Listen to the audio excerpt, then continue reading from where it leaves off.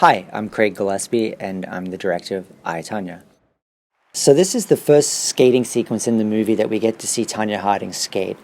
And it's young in her career, and she's more aggressive and a little unruly and unpredictable. So there's 4 major skating sequences in the film, and they each have different styles. This one, we wanted the camera to be more aggressive and reflect where her energy was at the time. So we actually have our Steadicam operator, Dana Morris, who turned out to be, fortunate for us, a very amazing skater. So he's skating here on skates handheld.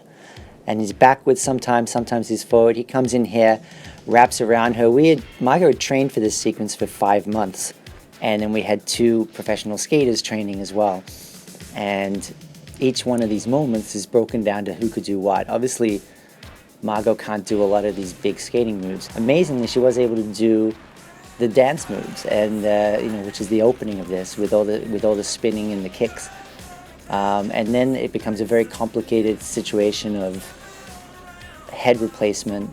But all of these shots are handheld, and he would skate along, and it's shot on film, compounding it, because on film, the focus is by eye. So we have our focus puller having to judge these distances as we go in and out close to our skaters throughout this sequence. And it certainly was stressful in that way.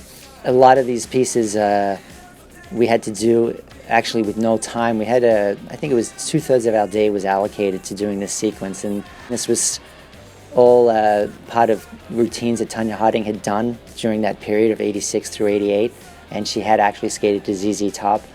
But once we got into each move, which had been rehearsed and prepped for 5 months, we were a little more spontaneous because Dana was on skates, and we could look at the move and he could be like, all right, so I'll come around, I'll keep coming the opposite direction here, and let's try and meet her right as she finishes it. And each time it would be slightly different, but we would have all the pieces that we could put together.